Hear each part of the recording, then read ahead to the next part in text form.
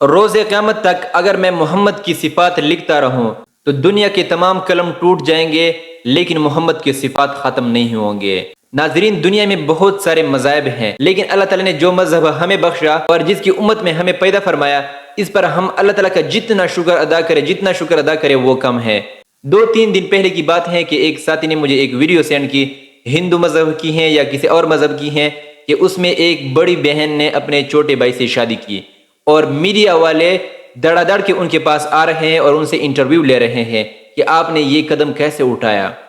اور وہ اوپر سے کہتی ہیں کہ مجھے اس میں کوئی خوف اور اس میں کوئی شرمندگی نہیں ہے، کسی اور لڑکی سے بھی شادی کرے گا تو بھی یہ کام کرے گا، اور مجھ سے شادی کر لے تو اس میں کوئی بڑی بات نہیں ہے۔ سب سے پہلے آپ یہ ویڈیو دیکھیے اور اس کے بعد بات کرتے ہیں۔ ویڈیو آپ نے دیکھ لیا ہے اور کئی چینل والے ان کے پاس آئے ہیں اور ان سے انٹرویو کیے ہیں، حالانکہ ہمارے اسلام میں یہ نہیں ہے۔ اللہ تعالیٰ نے قرآن مجید میں واضح فرمایا ہے کہ حرمت علیکم امہاتکم و بناتکم، یہ فرمایا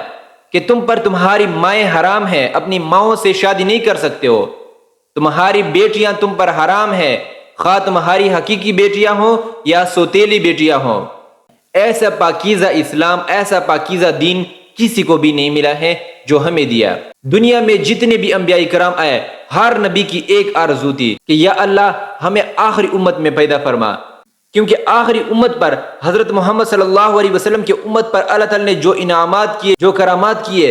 ایسے کرامات، ایسے انعامات اللہ تعالیٰ نے کسی قوم پر بھی، کسی امت پر بھی نہیں کیے۔ اس سے پہلے جتنے بھی امتیں گزر چکی ہیں، اس امت میں اگر کوئی شخص بھی گناہ کرتا تو اس پر ظاہر ہو جاتا تھا کہ اس نے فلانا گناہ کیا، کسی کا چہرہ کالا ہو جاتا تھا، کسی کے چہرے پر لکائی ہوتی تھی، لیکن اللہ تعالیٰ نے حضرت محمد صلی اللہ علیہ وسلم کی امت پر پردہ فرمایا ہے، اور اس کے باوجود ہم نے اس پر کبھی شکر ادا نہیں کیا۔ اللہ تعالیٰ نے کسی نبی کو اتنے معجزات عطا نہیں کیے جتنے معجزات ہمارے نبی کو دیے۔ ایک مرتبہ کفار مکہ رات کے وقت حضور اکرم صلی اللہ علیہ وسلم کے پاس آئے اور حضور اکرم صلی اللہ علیہ وسلم کی نبوت کو جھٹلا رہے تھے، تو اس وقت کفار مکہ نے ایک مطالبہ رکھا کہ آپ کوئی کرامت، کوئی معجزہ دکھاؤ پھر ہم مانیں گے۔ رات کا وقت تھا، حضور اکرم صلی اللہ علیہ وسلم نے چاند کی طرف اشارہ فرمایا تو چاند کے 2 ٹکڑے ہو گئے، اور یہ منظر صرف کفار مکہ نے نہیں دیکھا بلکہ دور دور علاقوں تک دیکھا گیا، لیکن اس کے باوجود انہوں نے اسلام نہیں لایا اور کہا کہ نعوذ باللہ کہ یہ جادو ہے۔ ہمیں اللہ تعالیٰ نے اس نبی کی امت میں پیدا فرمایا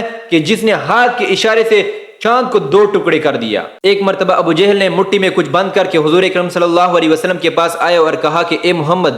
آپ واقعی اللہ تعالیٰ کے رسول ہو، اللہ تعالیٰ کے نبی ہو؟ تو اس پر حضور اکرم صلی اللہ علیہ وسلم نے فرمایا کہ ہاں، میں اللہ کا رسول ہوں۔ تو اس پر ابو جہل نے کہا کہ پھر بتاؤ میری مٹھی میں ہے کیا؟ ابو جہل نے یہ سازش کی تھی کہ اس کو پتہ نہیں چلے گا کہ میری مٹھی میں ہے کیا۔ مٹھی بند کر کے حضور اکرم صلی اللہ علیہ وسلم کے پاس آئے تو اس پر حضور اکرم صلی اللہ علیہ وسلم نے فرمایا کہ میں بتا دوں کہ آپ کی مٹھی میں ہے کیا، یا جو آپ کی مٹھی میں ہے وہ بتا دے؟ تو اس پر ابو جہل کے ہاتھ میں جو کنکر تھے، انہوں نے کہا اشہد ان لا الہ الا اللہ و اشہد ان محمد الرسول اللہ، اللہ تعالیٰ کی وحدانیت کی گواہی دی اور حضور اکرم صلی اللہ علیہ وسلم کے رسول ہونے کی گواہی دی۔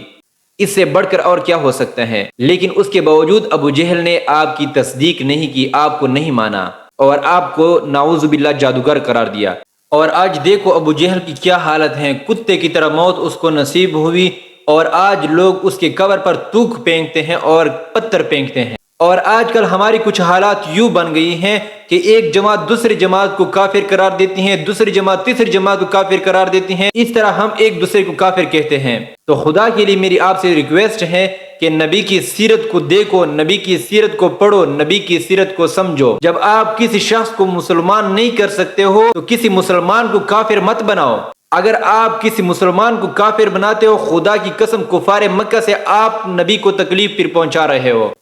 کیونکہ آپ نبی کی امت سے لوگوں کو خارج کر رہے ہو۔ خود تو کسی کافر کو مسلمان نہیں بنا سکتے ہو، لیکن مسلمان کو آپ کافر قرار دیتے ہو کسی ایک غلطی کی وجہ سے، حالانکہ آپ کو اس کی ظاہر اور باطن کی کوئی معلومات نہیں ہے۔ نبی کی سیرت کو دیکھو، سمجھو اور پڑھو اور خود اس پر عمل کرو۔ یہ ہے اصلی مسلمانیت، نہ کہ یہ کہ دوسروں کو کافر بنایا جائے۔